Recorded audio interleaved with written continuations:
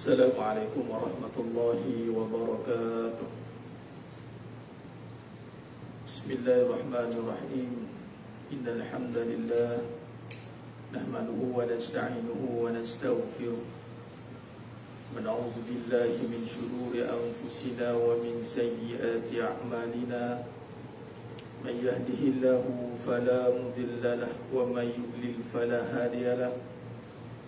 أشهد أن لا إله إلا الله وحده لا شريك له وأشهد أن محمدا عبده ورسوله اللهم صل على سيدنا محمد وعلى آل سيدنا محمد رب يسر ولا تعسر بتمم بالخير رب اشرح لي صدري ويسر لي أمري واحلل عقدة من لساني يفقهوا قولي اللهم افتح علينا حكمتك وانشر علينا من خزائن رحمتك يا أرحم الراحمين والله الذي لا إله إلا هو عالم الغيب والشهادة هو الرحمن الرحيم والله الذي لا إله إلا هو الملك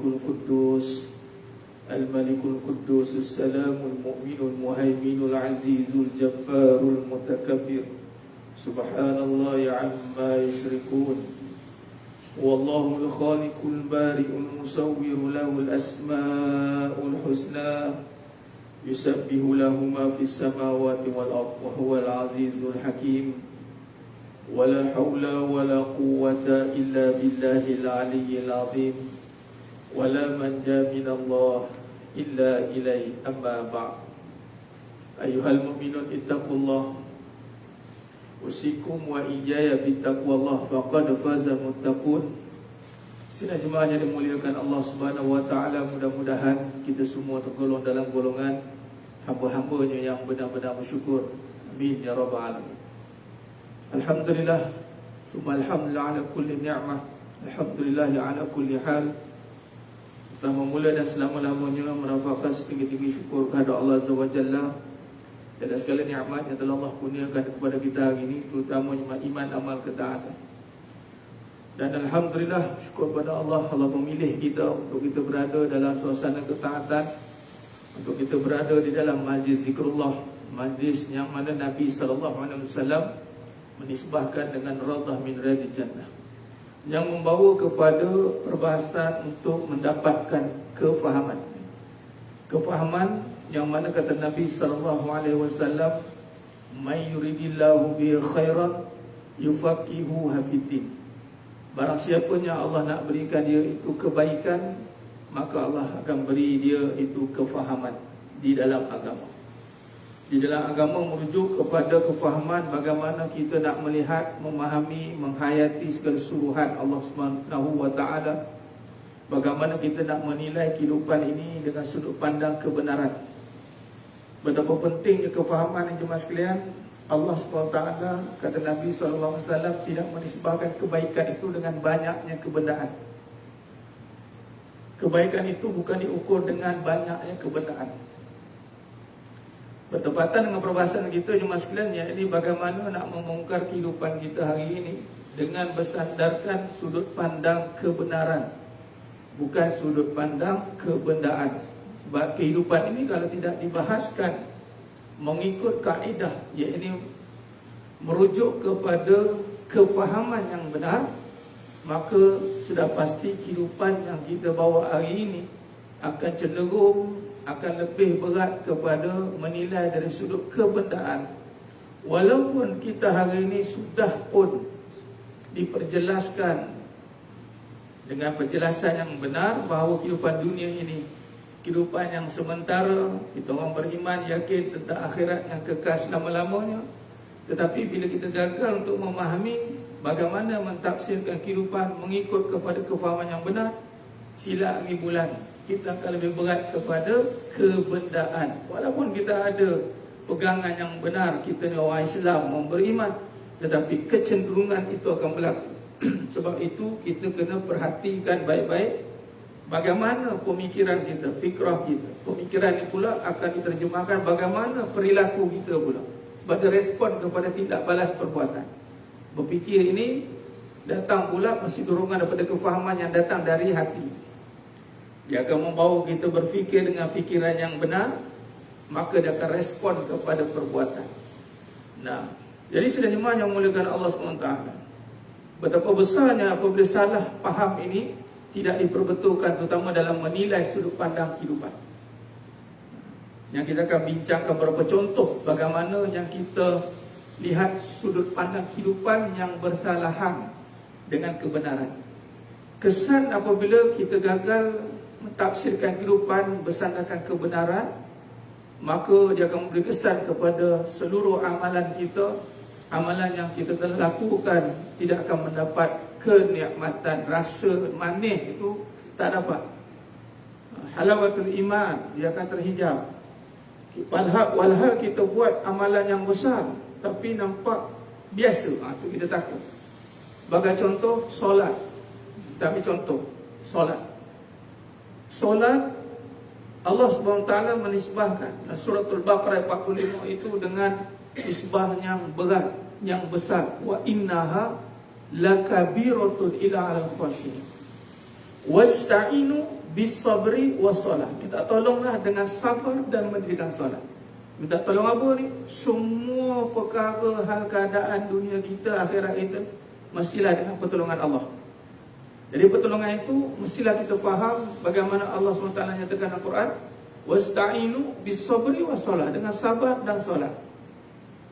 Kita dah melakukan solat, ini kata bila salah faham. Kadang-kadang boleh berkata pula, bila Allah nak tolong aku ni? Wallahi masalah hidup kita ni mesti dengan pertolongan Allah. Tidak boleh tidak tanpa Allah. Sebab apa? Sebab kita bukannya ada sendiri. Kita diadakan, dihidupkan. Nafas pun bukan nafas sendiri kita. Nak tengok kita ni dengan pertolongan Allah atau tidak, bernafas pun kita tak fikir. Macam mana bernafas tak fikir? Allah SWT dengan kudrat iradahnya mentakdirkan nafas itu bergerak dengan kekuasaannya. Punya Allah dengan sifat rahmatnya, tak nak buat hamba-hambanya kalut, susah. Nak kawan nafas ni bukan senang. Berapa oksigen nak masuk dalam badan, berapa komposisi, berapa persentage yang kena ada, itu bukan kira tu kan. Salah terlebih masuk karbon dioksida, jangan cek pasal. Oksigen nak kena berapa drop, berapa persen. Baru-baru, bila kata baru tak baru lah, 3-4 tahun kita dah lalui tentang bagaimana sesak nafas tentang COVID kan. Kat situ orang dulu tak ngecek.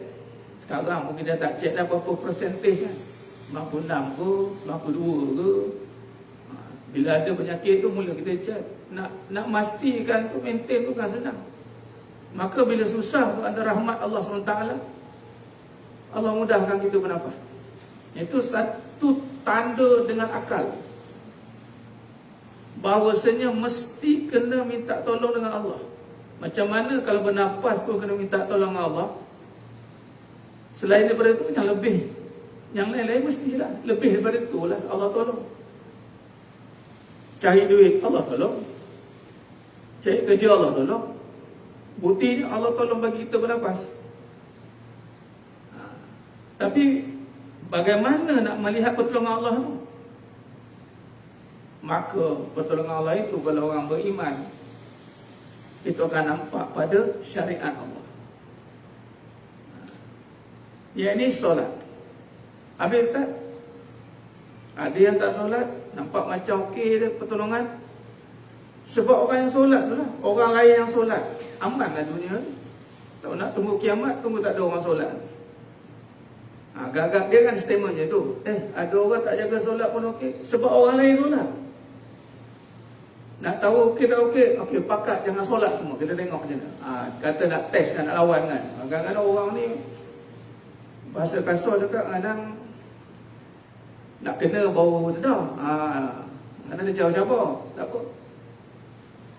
Tapi jangan tunggu kena pun nak sedar. Sedarlah wahai manusia. Hari ini kita boleh doa amal dunia okey ni sebab solat kan. Sebab ada yang solat, masih ada lagi yang sujud kepada Allah. Lalu Allah tolong datang ke pertolongan dengan cara Allah mudahkan. Antara apa yang Allah mudahkan? Langit elok lagi diam. Kita langit dah hitam pun dah rasa gerun dah. Malam saya pergi Kuala Kangsar, saya biasa memang naik motor lah saya. Daripada Kuala Kangsar kena pergi ke Shah Alam. Perjalanan tu kalau nak cerita 3 jam, naik motor 1.5 jam kita buat. 1 jam 40 minit lebih sikit. Tapi semalam bila hujan sampai naik kereta kan, duduk dalam, kita naik motor, saya jalan pakailah semua full set semua kan.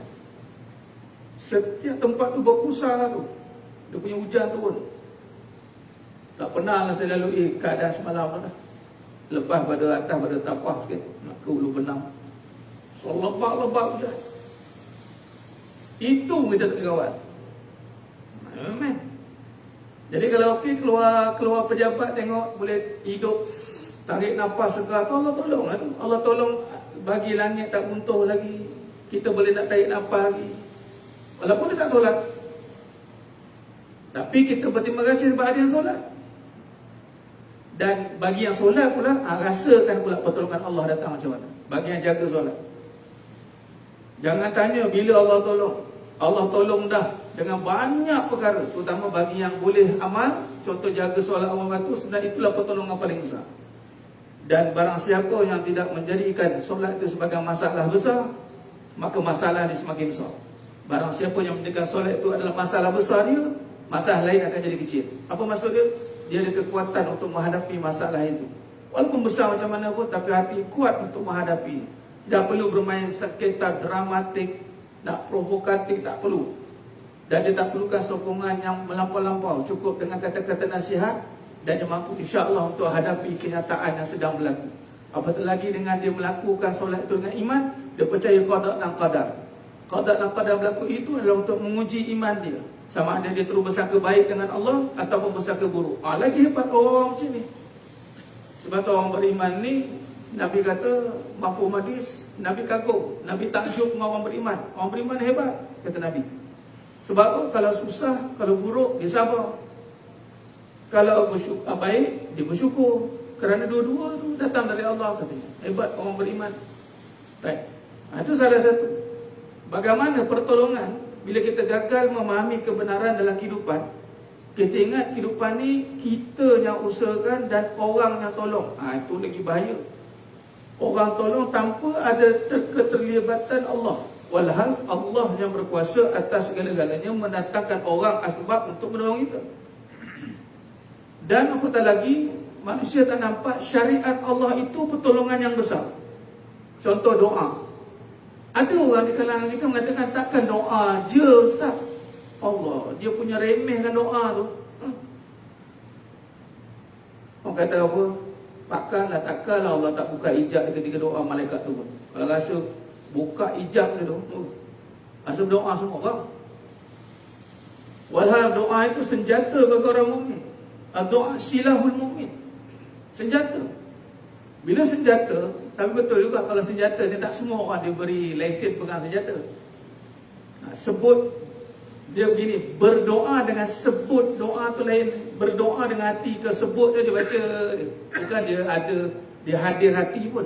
Malah dia anggap macam doa ni bukan ni penyelesaian, aku rak yang kena selesaikan. Dia silap besar. Nabi doa dengan perang Uhud, itu Muhammad Al-Fatih doa, banyaklah semua para ulama kalau letak tentang bagaimana nak mendapat pertolongan Allah, doa. Mana kalau boleh berdoa, itulah pertolongan. Kata Imam Ibn Athaillah Askandari rahimahullah ta'ala alaih, barang siapa yang digerakkan oleh Allah SWT, itu bibirnya, lisannya, perbuatannya untuk meminta kepada Allah, dan saya ketahuilah bahawasanya dia sedang ditolong oleh Allah. Dan nak minta pertolongan ni iman cuma sekalian. Doa ni silahul mu'min. Nak membina hubungan dengan Allah, nak tengok bagaimana hubungan dia akrab dengan Allah, tengok siapa mana dia kuat berdoa atau tidak. Berdoa tu dengan adab, dengan memuji-muji Allah dan selawat pada baginda Nabi Muhammad SAW, dengan mendoakan mak ayah kita, kemudian dengan hajat kita, dengan beradab. Doa ni beradab. Setiap kata-kata kita itu dalam doa ada kata-kata, tapi tak setiap kata-kata kita itu jadi doa. Hati-hati. Sebab orang ingat doa ni asal sebut dia doa. Tak, doa ni ibadah. Doa ibadah. Masalah belum selesai, Tapi hati tenang. Kenapa ya mas? Lepas doa, masalah selesai. Katalah masalah hutang. Bukannya time doa, ya, ni kadang-kadang orang tak percaya macam itulah. Bukannya doa tu orang pada langit, Ustaz. Kalau doa belum bawa duit jatuh pada langit, sedap juga. Kita pun jawab, nyari tak jatuh atas kepala. Ha. Takkan jatuh jongkong emas mati sekali bulan. Ya Allah, 5 juta, ya Allah, turun. Jongkong emas turun, kalau jatuh atas kepala. Tak pasal-pasal, hospital. Memanglah tak rumah pada langit. Habis cerita ni, hutang tak selesai lagi. Tapi bila berdoa, lapang. Sebab apa? Doa tu ibadah. Setiap ibadah ada ganjaran yang tidak ada apa dia pahala. Dapat pahala, lapang dada jiwa. Itulah melebatkan kita hati lapang. Bila hati lapang, ada tak fikiran ilham nak berfikir? Ada. Bukannya kita ni manusia punya akal. Bukannya kata duduk, nyandor, melingkar, kata orang kat melingkar. Tak ada, kita ada akal. Kita kan binatang. Binatang tak buat apa-apa. Binatang je duduk, tak buat apa. Itu pun Allah gerakkan juga. Kita manusia, mana boleh tak buat apa. Kita berakal, berfikiran. Kita akan berfikir. Tapi berfikir kita, bagi orang yang tidak punya hati yang lapang, sempit hatinya, kusut jiwanya, fikiran apa yang dia boleh fikir? Cuba kita boleh masalah. Itu dipanggil luar kewarasan. Akhirnya, bila masalah datang, dia tak boleh nak ada kelapangan hati. Fikiran kusut, apa yang berlaku? Dia lanting dia pada depan mata dia. Kau jangan bising aku. Aku tengah serabut ni. Sebab tu datang serabut-serabut tu. Sebab fikiran dia serabut. Nak berfikir, kena hati lapang. Ataupun kena suasana yang tenang. Ada orang, dia kena suasana yang tenang, baru hati dia lapang. Orang yang beriman, orang yang hebat, hati dia lapang, boleh menenangkan suasana. Ini orang hebat. Orang yang, yelah, dia perlukan, orang kata apa, bahasa-bahasa moden sekarang ni, me time. Me time, ketiau time. Apa lagi? Macam-macam time lah. Untuk bagi masa untuk bagi lapang. Bila dia pergi tempat-tempat yang tenang, kemudian barulah dia boleh absorb, kemudian baru dia berfikir, kemudian barulah dia boleh buat balik tindakan dia. Tapi orang beriman yang betul-betul faham, dia dapat ketenangan itu melalui ibadah dia. Dia doa, pum, Allah lapangkan. Alam nashrah laka sadra. Pum, lapang. Bila lapang, orang yang serabut, dia boleh tenangkan. Hebat orang beriman. Bagai contohlah, orang kena sampuk entah kan. Dia meracau-racau, guling. Datang tutup gurunya Arif, tengok, yang serabut dia. Orang datang, elok. Baca rupiah, elok. Nampak? Kehebatan ibadah itu, orang serabut dia elok. Malah iman, dia akan menjaga keadaan. Dia tak akan suka sepah-sepah, kotor-kotor, mana boleh. Hati yang lapang, dia akan melapangkan keadaan tempat, semua dia akan jaga. Nak tengok refleks orang beriman, tengok tempat dia, tengok kebersihan dia. Sebab tu orang beriman ni refleks dia dengan perbuatan. Tengok perilaku dia, tingkah laku dia. Jadi mana kata doa tadi, ini kata tadi bila salah faham, tidak mentafsir kehidupan dengan kefahaman. Dia ingat selesaikan kehidupan dengan kebendaan. Contoh tadi, bila hutang duit, memanglah hutang selesaikan duit. Tapi sebelum nak dapat duit, bukan turun pada langit.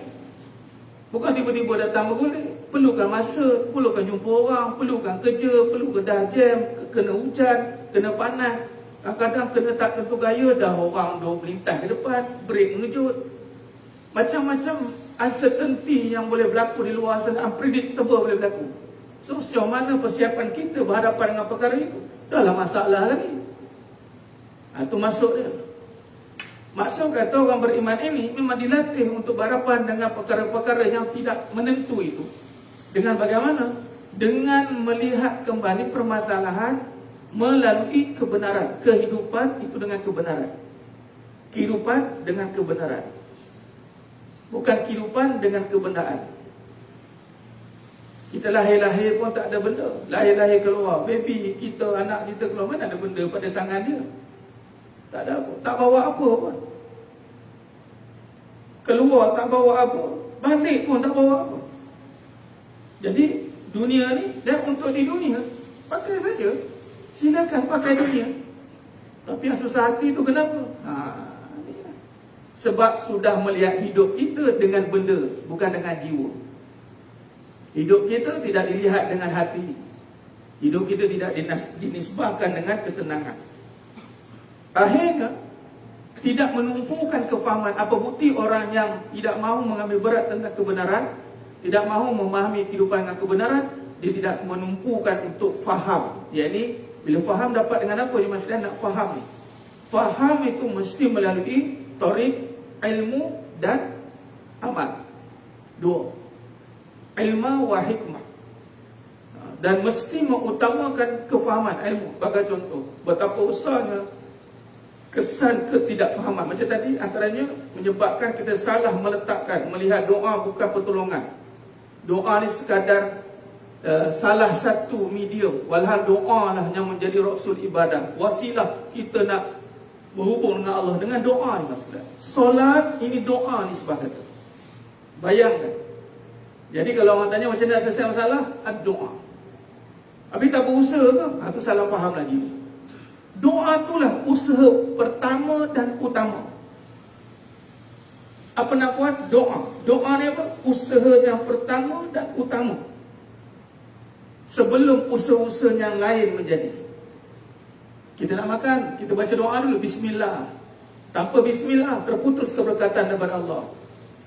Habis. Walaupun makanan tu harga 5 juta, tak baca bismillah, kelas. Bersama dengan syaitan makannya. Bismillah, kelas. Allah jaga keberkatan. Doa dulu baru makan. Mana ada makan dulu baru baca doa. Baca doa dulu baru pergi kerja. Jadi doa ni dia jadi rasul ibadah, kepala bagi ibadah. Tapi alangkah malangnya bila tak ada kefahaman, dia melihat doa ni sekadar picisan, tempelan, sekadar sebab apa? Orang lain tak doa pun dapat je. Lagi sekali kefahaman yang salah. Dia dapat itu dengan pemberian Allah. Sama ada doa atau tidak. Kita dapat faham kena meminta kepada Allah. Ada ketikanya tak minta pun Allah bagi. Ya memang sebab Allah Maha memberi. Tapi kita faham bila kita nampak dunia ini dapat dengan meminta kepada Allah, maka kita akan jadi hamba Allah. Sebab apa? Tahu dari mana datang. Maksudnya apa? Asal usul tahu. Dulu tak ada apa, sekarang ada apa? Macam mana boleh ada? Allah bagi. Akan merendahlah dia jalan sikit, elok. Jalan tamu ke bumi ni Allah kata, allazina yamshuna 'alal ard hauna. Elok datang tamu ke bumi ni, merendah je jalan. Merendah ni bukan sebab tak ada apa. Minta maaf saya ni apa ada, ini je lah. Bukan sebab itu. Merendah dia sebab Allah yang ada. Dan Allah yang mengadakan kereta Mercedes-nya, BMW-nya, Lamborghini, Lambung tinggi, semua. Kalau dia tak ada pun dia tak ada masalah sebab Allah yang mengadakan, hak Allah semua. Allah boleh ambil bila-bila masa, bagi bila-bila masa. Orang tengok kan, kereta kita elok-elok, alhamdulillah, rumah kita kan. Cantik je, bagus ni, alhamdulillah kita cakap ni. Mana saya nak dapat ni? Bila-bila? Cakap tadi. Bila-bila? Bila-bila Allah boleh bagi. Yang saya dapat sekarang ni pun bila-bila Allah boleh ambil. Orang pun cakap, dia tak iya lah. Awak nampak saya susah payah dapat kan? Awak tak nampak bila-bila masa je saya boleh hilang. Orang nampak proses untuk dapat, lamanya dia dapat. Cuba tengok proses nak hilang. Lama ke kejap? One shoot sekali dia, habban mansura, hilang. Kita nak mendapat, mendaki, merakit-rakit ke hulu, bersenang-senang kemudian. Kan? Ya ke beragi senang kemudian, betul kan? Nampak susah payah ada. Kalau orang puji, banyak hasilan ni. Jawab je, benda ni bila-bila je kau pun boleh dapat. Iya ke? Kau tengok kau susah dia dapat.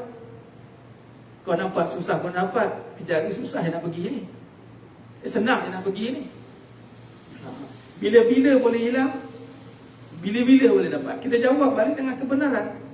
Nah, dia merendah diri, datang, berjalan dia atas muka bumi Allah Ta'ala ini dengan pemahaman yang benar, bahawasanya dia ada itu dengan pertolongan Allah.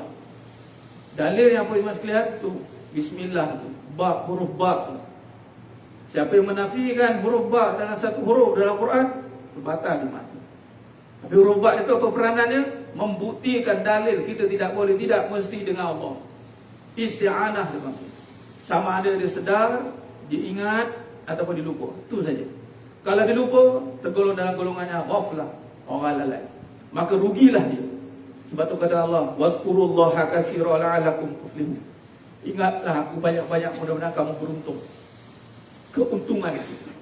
Jadi sebenarnya yang muliakan Allah Subhanahu wa taala, penting untuk kita menilai kehidupan dengan kebenaran, yakni dengan jiwa yang merujuk pada apa tadi? Kefahaman. Bukan kebendaan. Ada satu kes, saya tak sebut jugalah, tapi saya kiaskanlah kes tu. Biasalah tu, bila jadi dia mesti viral kan. Seorang, bukan seorang lah, dua-dua lah. Ada rupa, ada harta. Ni saya baiki yang faham. Ada rupa, ada harta, tapi tak ada jiwa. Apa pun tak ada. Saya dah tak ada apa dah, perasaan pun dah tak ada dah. Maka apa jadi? Ketidaksefahaman pun berlaku. Dia pakai syikok. Betul apa jadi? Failkan. Yang faham lah kan? Kenapa berlaku itu? Rupa ada, harta ada, jiwa tak ada. Apa yang tak ada pada jiwa? Kefahaman. Nombor satu sekali apa? Tak sefahaman. Bila tak sefahaman, apa jadi? Perpisahan. Jangan tengok pada perkahwinan saja tak sefahaman. Kalau kita tak sefahaman dengan apa yang kita buat, kerja kita ni tak faham-faham, tak tahulah kerja kita ni, kita tak faham, maksudnya tujuan tu tak faham. Tujuan kerja ni untuk ibadah tak faham, maka dia tidak akan bersatu. Berpisah, hati tak ada kat situ. Makin kerja makin bosan, makin kerja makin bosan. Lama-lama tunggu masa nak balik. Lalu sekali aku ni sebenarnya kerja terpaksa ni. Kalau ada duit tu orang lain aku berhenti sekarang juga aku berhenti ni. Lalu kerja sebab apa? Sebab nak bayar lah. Sebab aku tak bayar, aku tak kerja ni. Allah. Tuan, kalau macam itu, kalau semua orang ada duit, setiap kita dalam ni semua ada 1 juta, atau semua orang, kalau semua duit isu, semua orang ada duit, agak-agak ada kerja. Tengok petrol pump, tak ada orang. Sebab apa? Dah ada 1 juta. Kau pump sendiri. Sana ada 1 juta. Pergi kat bank mana masuk, tak ada bank, tutup. Sebab semua orang ada 1 juta masing-masing. Sebab kalau berfikir kerja itu untuk duit. Tetapi mungkin orang faham macam itu, tapi Allah takdirkan tak semua orang ada duit tu. Kolikanlah macam mana pun, walaupun Allah Maha Kaya, tapi takdir Allah dengan sifatnya qudrat iradah itu, dengan pada perbahasan mungkinat harus, yang boleh ada dan meniadakan. Ada yang berusaha banyak, hasil sikit. Sebab apa? Allah berkuasa untuk menentukan.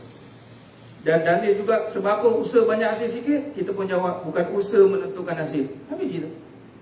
Kita bukan qadariyah. Qadariyah ni apa? Berusaha pasti berhasil. Tak boleh. Kita ahli sunnah wal jamaah.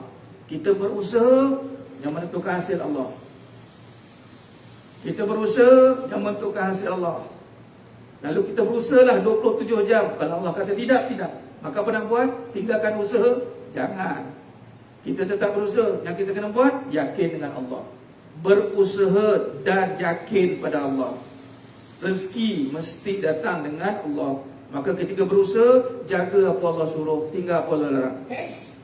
Habis Ustaz, dia tak buat apa-apa, apa Allah suruh, siap buat apa yang larang, istidraj. Kelas istidraj. Dapat tanpa rida Allah, Allah bagi. Tapi engkau tak berusaha untuk buat apa yang aku suruh, aku bagi. Tapi dapat dengan cara apa? Istidraj. Jadi mana kata hari ini, kalau kita kaitkan dengan hasil usaha, itu semua kekuasaan Allah SWT. Maka di situ kita melihat bahawasanya kesefahaman kita pada satu perkara itu penting. Kefahaman yang membawa kita bertambah ketaatan. Kefahaman yang kita kena tambah ketaatan. Hujan Allah as-sayyiban nafi'ah. Daripada nak hujan. Baik. Jadi jemaah yang mulia Allah SWT, bila kita menilai perkara ini dan mendapatkan kefahaman yang baik, maka disitulah datangnya pertolongan Allah. Dengan cara apa datang pertolongan Allah? Dengan tadi suruhan Allah. Sebenarnya suruhan Allah inilah pertolongan. Tinggal lagi apabila kita melakukan dengan kefahaman. Maka contoh kita bicarakan tadi, solat antaranya. Wa innaha lakabiratun illa 'alal khashiyin wasta'inu bis-sabri was-shalah.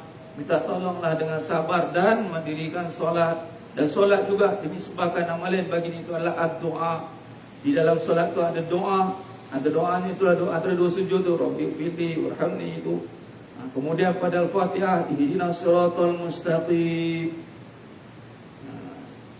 Hidayah kan. Sebelum itu kita minta pada Allah, iyyaka na'budu wa iyyaka nasta'in. Minta pertolongan nak memberi jalan yang lurus, jalan yang engkau redai, atas nikmat yang Allah bagi dan mendapat keredaan. Solat itu pertolongan Allah Subhanahu wa ta'ala. Dan ini semuanya akan kita fahami bila kita benar-benar meletakkan kaedah melihat kehidupan dengan kebenaran. Kebenaran itu apa? Kefahaman. Kefahamannya bagaimana? Yang mendapat ketenangan jiwa. Dapat ketenangan jiwa dengan mana? Kembali melihat dengan kekuasaan Allah. Iaitu mesti berteraskan ilmu tauhid. Nak tengok-tengok dengan mendapat ketenangan, mesti dengan ilmu tauhid. Sebab apa? Nak melihat dengan sifat kekuasaan Allah. Melihat dengan kekuasaan Allah, maka berteraskan ilmu tauhid, dapat kefahaman. Maka apa berlaku? Ketenangan. Bila ketenangan, dia melakukan kehidupan dengan dapat pertolongan Allah. Sebab pertolongan Allah itu mesti bersama dengan ketenangan. Dapat ketenangan dia. Sebagai contoh tadi, dia melihat tadi bila dia berdoa, kemudian dia yakin Allah bantu dia, dia berusaha dan mendapat pertolongan Allah, Allah bagi dia tenang. Sebab daripada doa tadi, dia dapat pahala. Berdoa itu ibadah. Pahala Allah bagi tenang jiwa dia. Kesan pahala, hati lapang. Bila hati lapang, dia ada keyakinan kepada Allah. Yakin dia Allah bantu. Lalu dia berusaha dengan melakukan suruhan Allah. Sebab dia yakin Allah bantu. Dia tidak, orang kata apa, dah jatuh di tiba tangga. Dah lah susah. Lepas tu buat Allah marah pula. Tidak Allah. Bertiba-tiba susah ni. Ni dia tahu dia susah. Aku tak nak buat Allah marah. Dah lah aku susah. Dah lah aku mengharapkan pertolongan Allah. Lepas tu aku berusaha buat Allah marah pula. Cari pasal. Lalu dia berusaha ya. Itu nombor satu dia mesti usaha dia mendapat ridha Allah dengan rahmat. Jadi menjaga, dia susun balik usaha dia. Dia mula nampak contoh solat awal waktu tu usaha dia, doa usaha dia, tinggalkan yang haram usaha dia, memperkemaskan yang sunat usaha dia, buat banyak perkara-perkara yang sunat ini, termasuklah dengan buat perkara-perkara dalam bab kerja sebagai contoh kerjaya. Benda-benda yang membawa pada kebaikan, ringan tulang, tidak berkira-kira dalam menolong kerja walaupun tu bukan kerja dia. Dia pun ringan tulang sebab dia tahu ini sunat, dapat pahala. Bila pahala Allah suka, bila Allah suka, masalah pun selesai. Siapa cuba menafikan kenyataan ini, makna dia cuba usaha tanpa pertolongan Allah, bermaksud tidak mendapat keredaan Allah. Maka di situ adalah istidraj. Jadi kalau dia usaha dengan kefahaman yang benar, maka dia akan melihat kepada cara dan kaedah tadi. Maka sedanimah yang muliakan Allah SWT, bila dia usaha tadi dengan kefahaman dengan tadi berbalik melihat dengan kekuasaan Allah, maka datanglah di situ ilham. Di situ perbahasan ilham pula maksudnya. Pada perbincangan datang kita sambung perbahasan ilham nanti. Dia panggil kebijaksanaan. Kadang-kadang ini yang kita perlukan maksudnya. Kita ni manusia punya akal. Akal ni dia perlukan idea, bukan perlukan duit. Kadang-kadang ada idea yang bernas, duit yang tiada boleh berkembang. Kadang-kadang bila kita jadi tandus ke pemikiran kita, duit yang banyak boleh habis. Dia beli benda-benda yang tidak bagi benefit balik kepada dia dan kebaikan awam. Maka akal perlukan idea. Idea ni pula, idea yang mesti mencapai martabat husnayain. Kadang-kadang orang kata idea ni, orang kata apa? Kau ni geliga betul idea kau. Apa idea? Bijak betul. Apa idea dia? Cerita pasal dunia saja. Jadi buat duit untuk dunia. Itu bukan idea yang bernas lagi mas. Kalau perbincangan kita, terutama dalam perbahasan kebenaran, itu bukan idea yang bernas. Idea yang bernas adalah membawa manfaat kebaikan yang berpanjangan sehingga kebaikan itu sampai ke syurga. Dan kalau kita lihat bijak perkataan, kita pergi dah sampai tahap dia dah tenang, dia dah faham ikut dengan kuasa Allah, dia tenang. Bila tenang, dia sedang berusaha dan dia perlukan idea. Idea ni bagaimana? Dalam perkataan bijaksana. Bijaksana ni perkataan kita, bijaksana. Dia tak ada istilah bijak sini tu kan. Tak tahulah kalau jumpa, mungkin saya tak jumpa perkataan bijak sini. Kebijaksinian tak ada lagi lah. Kebijaksanaan, sana. Sini tak ada bijak, sana semua. Sebab tu Nabi kata orang yang bijak adalah al-qayyis man dana nafsah lima amila ba'dal maut. Orang yang bijak adalah orang yang mempersiapkan dirinya untuk amalan setelah mati. Dia punya berfikir tembus sampai ke syurga. Bukti dia misalkan, bukti dia cuba lihat. Saya bagi satu sampel yang biasa. Sampel contohnya sering kali kita ulang. Apa dia? Telaga Bi'ur Rumah. Ingat kisah ni sebagai model untuk pola pemikiran yang tembus ke sana, yang orang yang bijak sana. Yang ni Sayyidina Uthman bin Affan radhiyallahu anhu. Dia punya profit, dia ROI di syurga. Ni cerita maximum to the bottom limit ni. Kita dah cakap syurga-syurga, mungkin kita masih ada lebih last minute, masih kejderaan. Sayyidina Uthman bin Affan radhiyallahu anhu, Bi'ur Rumah. Kita tengok ROI dia melepaskan telaga ni dengan harga sekarang kalau duit ni dah RM700,000. Apa untung? Syurga. Bunyi macam syurga. Come on, ni dunia lah. Tengok, kerana berfikir syurga, tuan-tuan tengok apa jadi tanah Bi'ur Rumah sekarang jadi apa. Kelilingnya tanah subur, pohon, taman, kurma. Kemudian duit daripada hasil itu jadi yayasan Uthman bin Affan radhiyallahu anhu. Sampai sekarang 1400 tahunnya asset management. Kalau siapa yang ada sampel asset management yang 1400 tahun, boleh bawa jumpa saya nak tengok juga model macam mana dia pakai boleh sustainable harta 1400 tahun punya maintain. Di sini kata kuncinya kerana orientasinya syurga. Kalau siapa-siapa yang orientasi syurga yang kebaikan, pasti di dunia dia akan jaga elok-elok. Jadi itu cara memikir dapat ilham yang baik. Kita akan sambung pada perbahasan kita. Wallahu a'lam. Mohon maaf daripada saya kekurangan, terkasar kata itu kurang bicara dalam penyampaian. Hanya Allah Ta'ala sajalah yang mampu menyempurnakan perbahasan kita pada petang yang berbahagia ini. Sehingga kita bertemu lagi pada sedia akan datang. Aku luqali hadha wa astaghfirullahaladzim wa lakum wa bila taufiq wal hidayah. Wassalamualaikum warahmatullahi wabarakatuh.